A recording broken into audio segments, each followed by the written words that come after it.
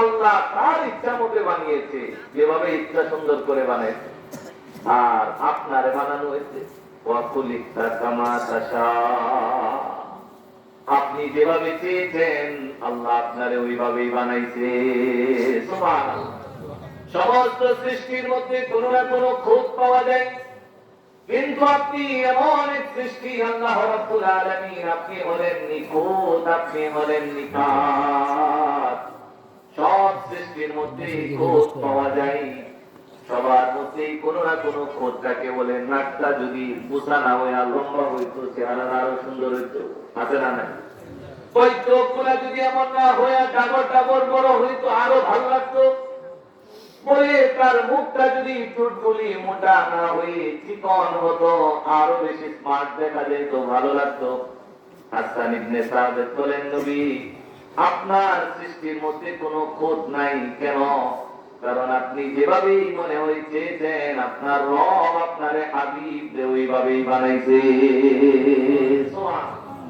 কবি বলতেছিলেন, এই পৃথিবী যদি থাকার মতো কোনো জায়গা হতো, অন্তত যে রাসূলকে আল্লাহ সবচেয়ে বেশি মহব্বত করে, মায়া করে, মমতা দিয়ে পছন্দ করে বানিয়েছেন, সেই রাসূলকে অন্তত 63 বছর হায়াত দিয়া আল্লাহ দুনিয়া থেকে স্থানান্তর করে দিতেন না? সেই রাসূলের ইন্তেকাল হতো না? যেহেতু পৃথিবীর সবচেয়ে আল্লাহর প্রিয় মাখলুক, সবচেয়ে আল্লাহর প্রিয় ব্যক্তিটাও দুনিয়া থেকে বিদায় নিয়ে চলে গেছে, দুনিয়া থেকে ইন্তেকাল কারো করতে হয়েছে, এই দুনিয়ায় চিরকাল থাকতে পারে নাই, অবস্থান করতে পারে নাই। সুতরাং বোঝাই যায় এই কথার উপর বিশ্বাস করতে হবে, কুল্লু নাফসিন যায়িকাতুল মাউত। যে পৃথিবীতে প্রাণ নিয়ে আসে তাকে একদিন মৃত্যুর স্বাদ গ্রহণ করতে হবে, ঠিক না? এই কথা অবিশ্বাস করার মতো ক্ষমতা পৃথিবীর কারো কাছে নাই।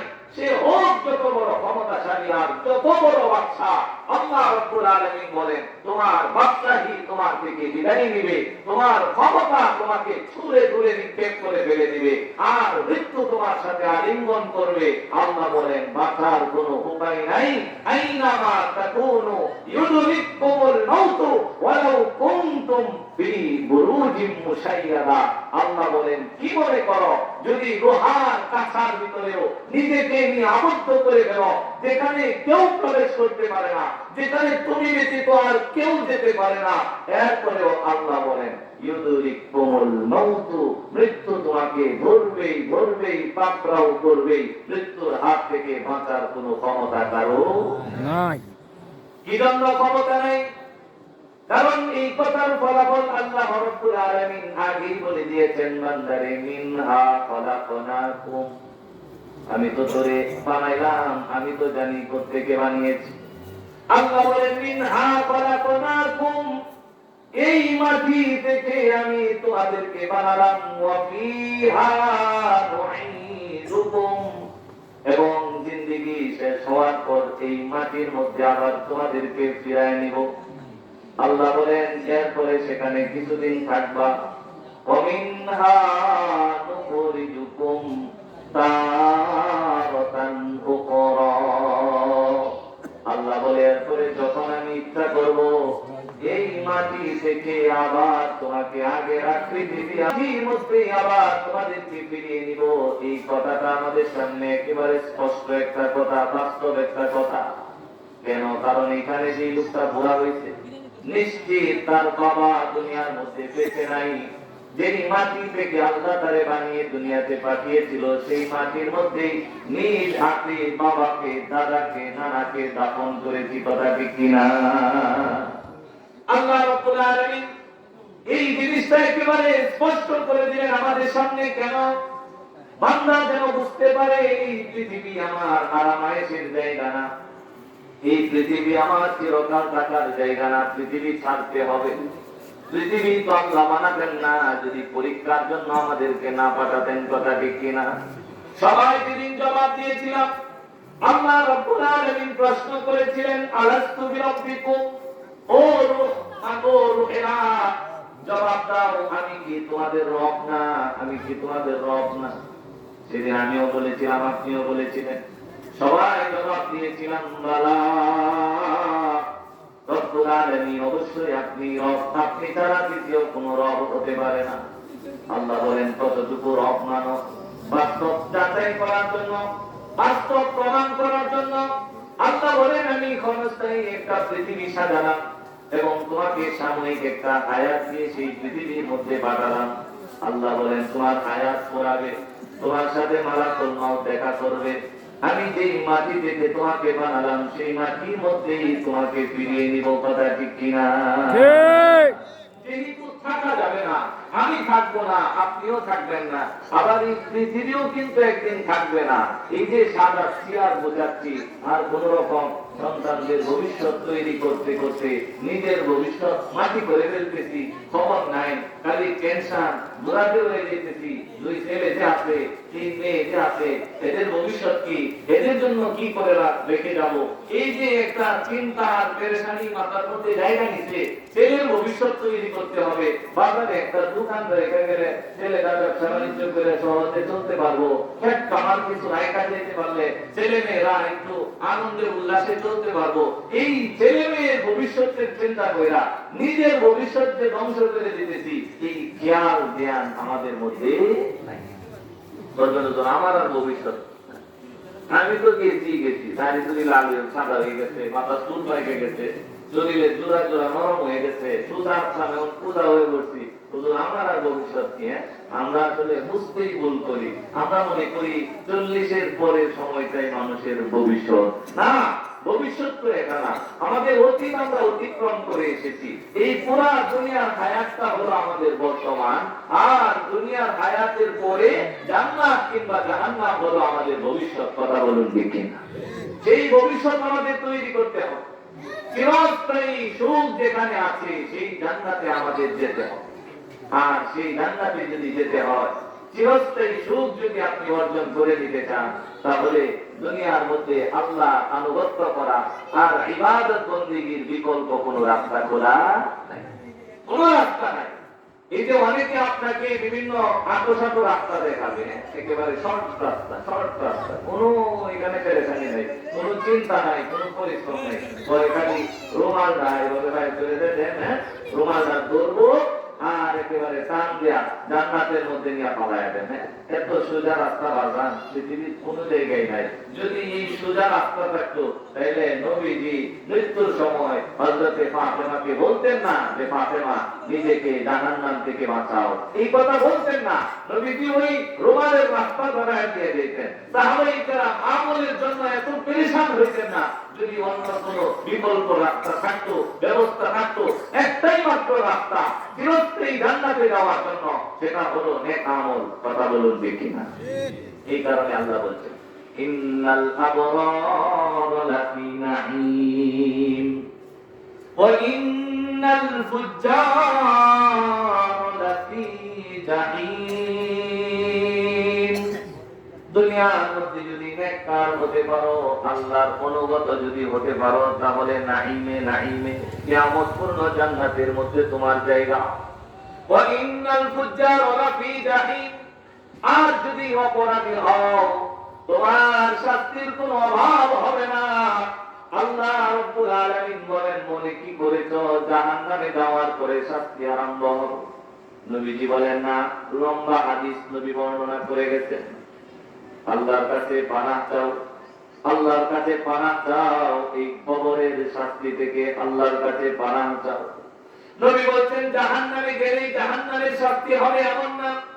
যেদিন তুমি দুনিয়া থেকে শেষ নিঃশ্বাস ত্যাগ করে চলে গেলে, মালাকুল মউতের সাথে যখন তোমার সাক্ষাৎ হয়ে গেল, আল্লাহর নবী বলেন তোমার নাম ঘোষণা করা হয়েছে, জানাজা নামাজের জন্য তোমাকে প্রস্তুত করা হলো, তোমাকে গোসল করানো হলো, 3 টুকরা সাদা কাপড়ের মধ্যে পেঁচিয়ে জানাজা পড়ার পর তোমাকে কাঁধে করে কবরস্থানের মধ্যে নিয়ে যাওয়া হলো। আমার ভাই খেয়াল করেন, আজকের এই রাত্রেও আমার আপনার কারো না কারো জানাজার কাপড় আমার আপনার বাজারের দোকানে চলে আসতে পারে। কথা বলুন ঠিক কিনা? আল্লাহর রাসূল বলেন যেদিন তুমি মৃত্যুবরণ করবে, যখন তোমাকে দাফন করিয়ে এরপরে জানাজার শেষে দাফন করার জন্য নির্ধারিত কবরের কাছে নেওয়া হবে, খেয়াল করবেন আল্লাহর রাসূল নিজে লম্বা হাদিস বর্ণনা করছে আর সাহাবাদেরকে বলছেন, সাহাবারা এই কবরের ভয়ঙ্কর শাস্তি থেকে আল্লাহর কাছে পানাহ চাও। নবী বলেন, কবরের কাছে যখন নেওয়া হবে এরপরে তোমার প্রিয়জনেরা তোমাকে ধরে আস্তে করে তোমার নির্ধারিত কবরের মধ্যে রেখে কাঁটা বাঁশগুলি তোমার উপরে আস্তে আস্তে রাখবে, তার উপরে মাটি ঢালবে। মাটি দেওয়ার পর নবী বলেন, যখন দাফন হয়ে যাবে তোমার পরিচিত মানুষেরা যখন তাদের নির্ধারিত বাড়ির দিকে রওনা করবে, নবী বলেন এতটুকু দূরত্বে যখন যাবে তাদের পায়ের স্যান্ডেলের চটচট আওয়াজ ওই বান্দার কবর থেকে হালকা ক্ষীণভাবে শোনা যায়। নবী বলেন ওই মুহূর্তেই দেরি হবে না, ফায়াতিহি মালাকান। নবী বলেন আল্লাহর পক্ষ থেকে নির্ধারিত দুইজন ফেরেশতা ওই কবরওয়ালার কবরের মধ্যে চলে আসবে। আমরা যাদেরকে বলি মুনকার নাকির, কথা বলুন ঠিক কিনা? নবী বলেন ফায়াতিহি মালাকানি ফায়ুজলিসানিহি। নবী বলেন কবরে এসে এরপরে ওই বান্দাটাকে ধরে কবরের মধ্যে বসায়া দিবে। বসানোর পরে আল্লাহ রাব্বুল আলামিনের পক্ষ থেকে নির্ধারিত তিনটা প্রশ্ন। এক নাম্বার মার রাব্বুকা, জবাব দাও তোমার রব কে। দুই নাম্বার ওমা দীনুকা, জবাব দাও তোমার ধর্ম কি। তিন নাম্বার প্রশ্ন মান হাযার রাজুল আল্লাযী বুইসা ফীকুম, জবাব দাও এই মানুষটাকে যাকে তোমাদের নিকট প্রেরণ করা হয়েছিল। সুবহানাল্লাহ সুবহানাল্লাহ। জোরে কোন প্রশ্ন কয়টা? তিনটা। জোরে কোন কয়টা? তিনটা। হ্যাঁ, গরিবেরও তিনটা, ধনীরও তিনটা, ক্ষমতাশালীরও তিনটা, ক্ষমতা সারা লোকেরও তিনটা, হ্যাঁ, নেতারও তিনটা, আবার আমলা কামলারও তিনটা, হ্যাঁ, বড় নেতারও তিনটা, ছোট নেতারও তিনটা। ভাই এই তিন প্রশ্নের জবাব না দিয়া সামনে যাওয়ার কোন রাস্তা খোলা নাই। সবার একই অবস্থা, একই অবস্থা। আমল যে কত দরকার এটা যেদিন চক্ষু বন্ধ হইব এদিন থেকে হারে হারে টের পাই। আমল যে কত দরকার আমাদের যেদিন চক্ষু নিভে যাবে সেদিন থেকে হারে হারে টের পাবেন। কবরে যাওয়া মাত্রই আল্লাহর পক্ষ থেকে প্রশ্ন, তোমার রব। জীবন ভর রবের বিরোধিতা করছেন আর কবরে বলে ফেলবেন রব্বি আল্লাহ। সম্ভব? জোরে কোন সম্ভব? না, সম্ভব না, অসম্ভব। সেদিন ফেরেশতা জিজ্ঞাসা করবেন আল্লাহ রাব্বুকা।